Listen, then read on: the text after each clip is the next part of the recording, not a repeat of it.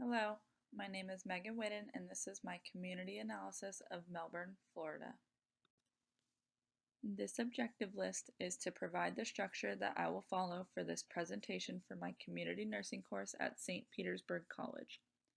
I hope that I can enhance your knowledge of the Melbourne community in regards to the historical aspects, structure, population, health resources, environment, government, and community needs.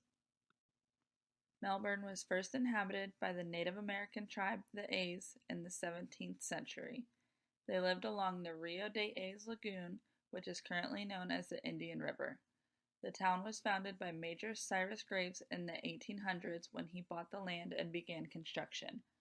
Melbourne had the only oceanfront access for miles, but the town still remained with only about 100 residents until World War II and the development of the Banana River Naval Air Station, which is now known as Patrick Air Force Base. The growth in tourism of Melbourne began in the 1950s with the start of the Cape Canaveral rocket program. Most of Melbourne's houses are well built and maintained.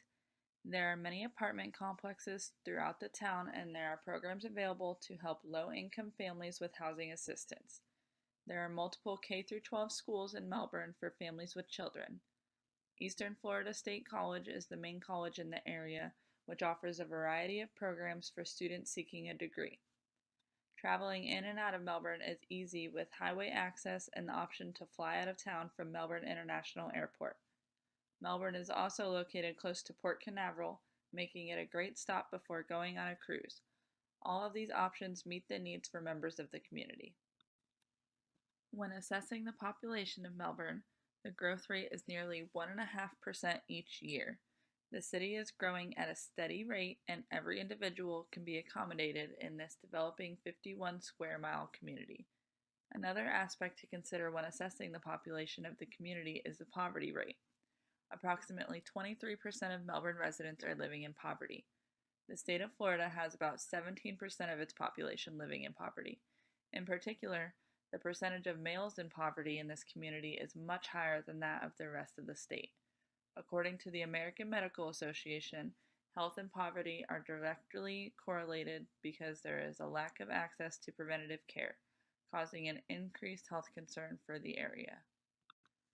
There are 7 hospitals spread across the Melbourne area that can be accessed 24/7 for patients requiring health care, regardless of their insurance or payment coverage. There are many long-term care and assisted living facilities that will accept most major insurances or out-of-pocket payments.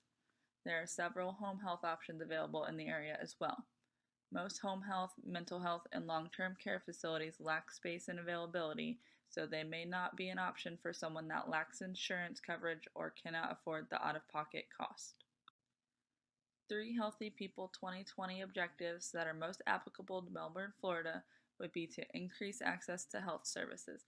Although there are many hospitals in the area, lack of insurance can affect the services that are available for many individuals, which can result in poor health. The second objective is cancer and the reduction of risk factors that contribute to the disease. Cancer is the cause of 17% of deaths in Melbourne, making it the leading cause of death in the community. The second leading cause of death in Melbourne is heart disease, and due to the high morbidity and mortality rate of heart disease and stroke, eliminating risk factors of these diseases is the third objective for this community. Melbourne has 2 water facilities that provide water to the county and make the water safe to drink. They are adequate in providing up-to-date information to residents when there is a boil water notice. Notifications are sent to individuals in an affected area with updates on the status of the water. Waste and recycling cans are provided to all residents in the town and collected on certain days of the week. Recycled items are recovered and then transported to markets. Melbourne has something to do for everyone. The beaches and parks in the community attract residents and tourists alike. Parks are equipped with walking trails, playgrounds, and other recreational opportunities. Melbourne has beautiful beaches that people from all over the world want to visit. Many residents are concerned about the tourism at the beaches in relation to littering. More trash and recycle cans should be set up to help keep the area clean and to protect the sea life. Because the town is located on the coast, there is also a risk for hurricanes and flooding. Evacuation routes are posted along the highways, and residents are updated in the case of a natural disaster to get people out safely. Kathy Meehan is the mayor of the city, and she works in conjunction with the city council to help make policies, laws, and manage the budget for the city. There are 6 city council members that are elected for 4 years through a citywide vote. Council meetings are held 2 times a month at the city hall and are open to the public. Council meetings are also available on local cable channels. Citizens are allowed to speak at the hearings before any laws or the city budget is finalized. The budget of Melbourne is used to promote safety of the community. When looking at the Melbourne community needs as seen by a community nurse, I prioritized 6 different needs that should be further investigated to create a healthier environment.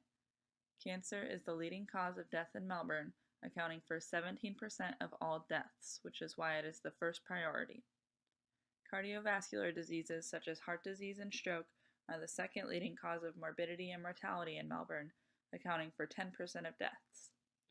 Obesity is third because it is a risk factor for heart disease and other poor health outcomes. 28.4% of adults in Florida are obese, and Florida is the 4th leading state for childhood obesity.